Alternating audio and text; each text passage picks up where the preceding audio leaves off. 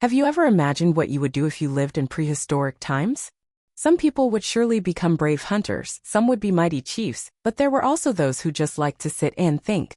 That's right, in the ancient village of Kuku, there was a young man named Mumu, known by everyone not because he was the best hunter or the strongest man, but because his mind was somehow different.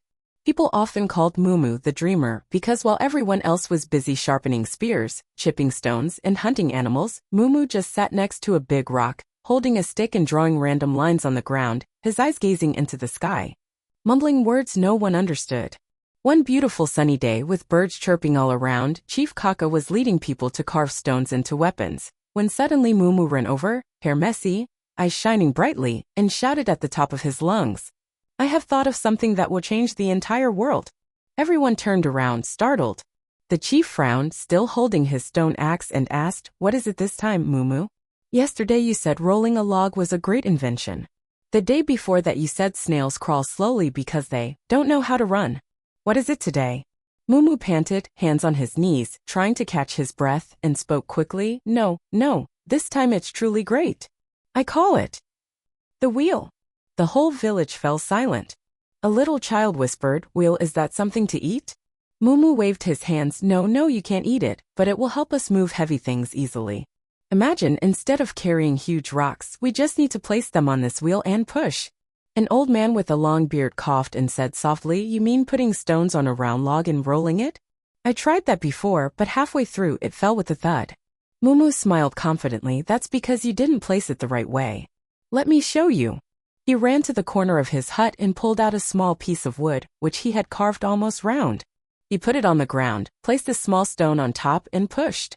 The stone rolled forward, and Mumu jumped up in excitement. See, it moves." The whole village watched, until the log rolled sideways and the stone fell with a loud thunk, breaking into two pieces. No one said a word. Only the chief's deep sigh could be heard.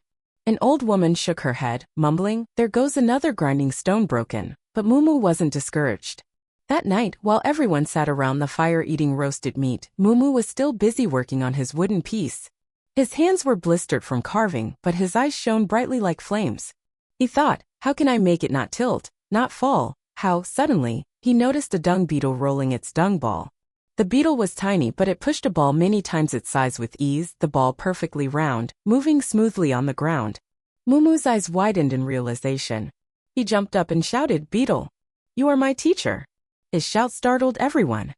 The sleepy children woke up instantly. Chief Kaka glared at him, "Mumu, can you let others sleep?" But Mumu didn't care. He ran to the firewood pile, searched for a small log, and started carving it as round as possible, then drilled a hole in the middle. He inserted a thin bamboo stick through the hole and attached both ends to two heavy stones. He tried rolling it, and surprisingly it moved without falling. Mumu was so happy he almost cried. He hugged his little invention and ran around the village, shouting, "I did it! I did it! The wheel is born!" Chief Kaka and everyone came to see. When they saw Mumu's wheel, they burst out laughing. A hunter patted his shoulder, smirking, "Are you planning to carry elephants with this tiny thing?" Mumu blushed but still smiled, "This is just a model. If we make it bigger, it can carry huge stones." Another young man scoffed, "Yeah, but it's made of wood. It'll break after a few steps." Mumu protested, "Then we'll make it from stone or stronger wood," but everyone had already walked away, leaving Mumu sitting next to his little wheel. He gently touched it and whispered, "Don't worry, one day you will change the world. I believe in you." The next morning, Mumu woke up early, determined to make a giant wheel. He chose a huge tree stump, carved day and night, ate very little, his eyes dark with fatigue, and his hands covered in blisters and blood. People shook their heads as they saw him, sighing, "Another dreamer who'll die for his inventions." But Mumu never gave up. After 3 days, he finally made 2 large wooden wheels as big as rice baskets, drilled holes in the center, and attached them to a thick bamboo axle. He tried placing a huge stone on it, took a deep breath, and pushed. The wheels rolled, and then, crack, they broke in half. The stone fell onto Mumu's foot, making him scream in pain.